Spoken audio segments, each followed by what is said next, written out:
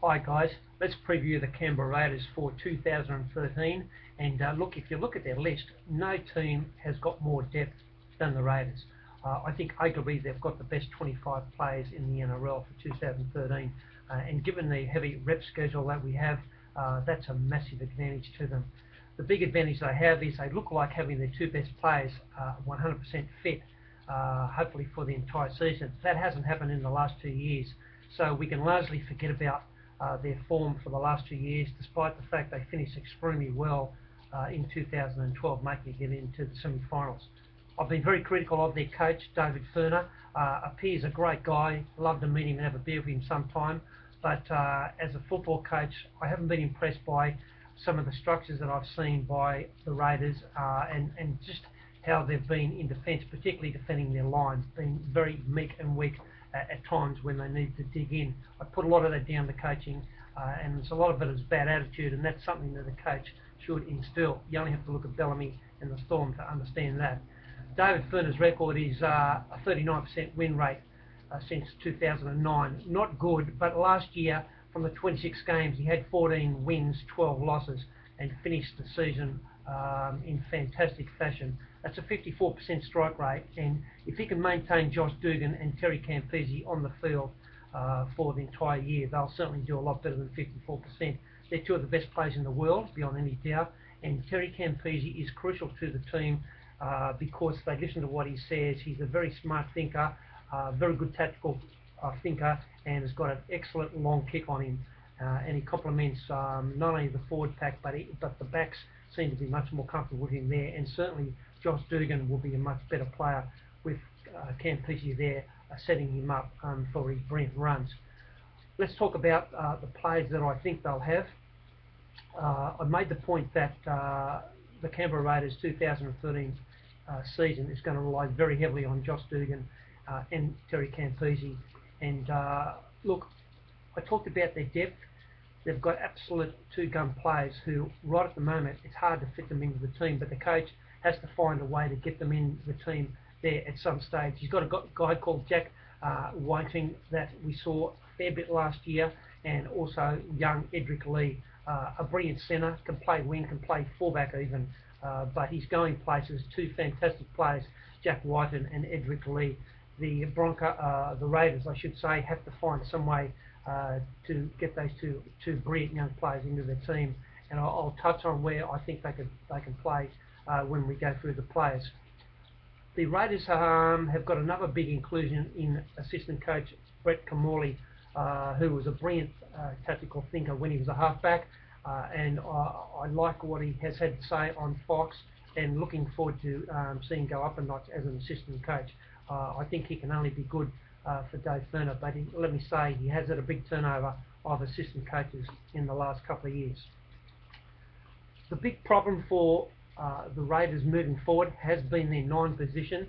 They haven't really had a gun number 9 since Walters or a million years ago.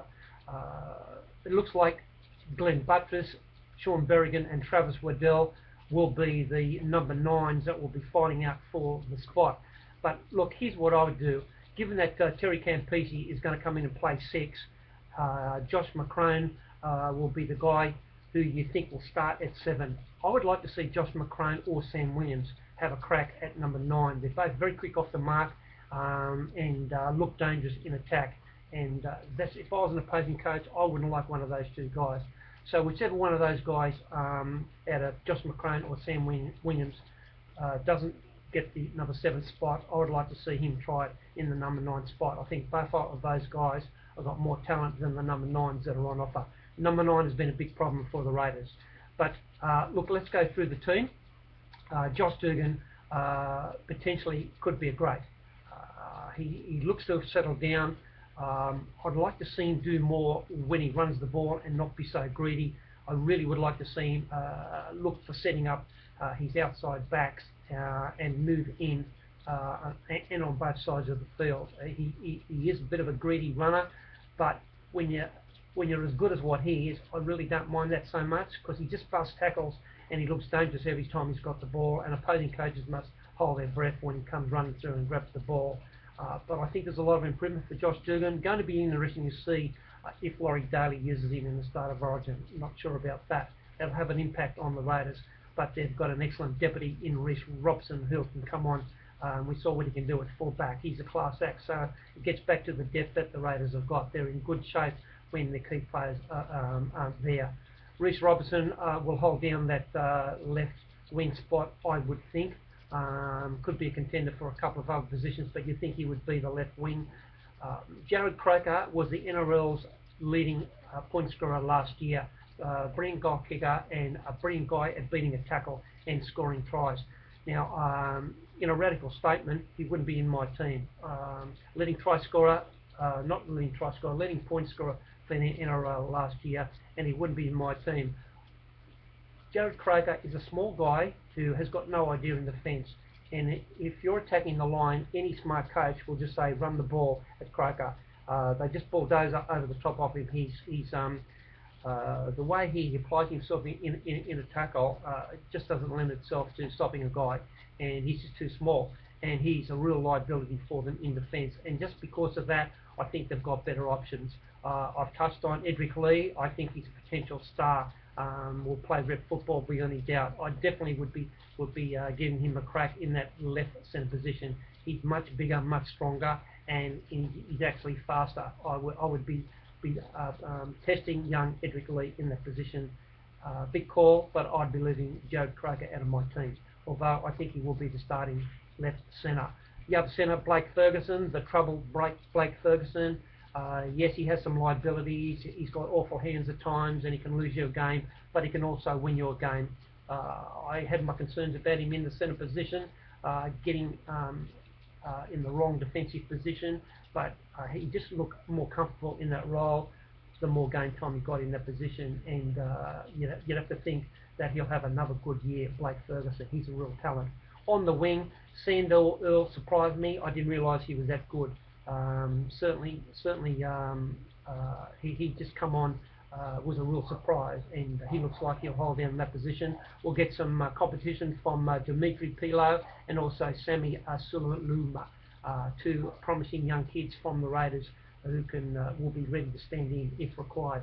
We've talked about Terry Campese. He's an absolute must for the side, and for mine, I'd almost have him in my New South Wales Start of Origin side. He's the guy you need. He's an absolute rock. When he gets the ball, things happen, and tries generally happen when he has the ball more than twice in 3 sets. I think the halfback position will start off with Josh McCrone. Look, I think he deserves to be there. He had a wonderful year last year when he had to replace Terry Campese, and for him to move back into the 7th position, I don't think that will be a problem. I think he deserves to hold down the 7th position. Sam Williams, as I said, I'd probably play him at 9, or I'd play Josh McCrone at 9. If Terry Campese is 6, I don't think it's that crucial who's going to be the 7. As ridiculous what that sounds, I think he'll play good with Iveron, and in years to come, I think he'll play very good with Mitch Cornish, who is a young teenage star on the rise. He has got all the skills, and very, very much looking forward to seeing what Brett Kamali can do with Mitch Cornish as a budding star halfback. For the props, as always, the Raiders are in very good shape. David Chillington, who will probably be the only State of Origin rep for the Raiders. I think he'll be the starter in the one prop position. Brett White, who will be his vice-captain, will be the other starter. Dane Tills will come off the bench alongside of probably young Shannon Boyd, star from the under-20s. Looking forward to seeing him coming off the bench with Tom Leroy last. They've got plenty of big guys, plenty of go forward there in the prop position for the Raiders, very well served in that area. The back row position up for contention a little bit. Obviously, Josh Papali is a complete moral for the right side. I don't know who will be on the left side. I assume it'll be between Joe Pickett and Joel Thompson. Based on the trials, we would think that Joel Edwards, Jake Foster will be putting their hands up to have a crack.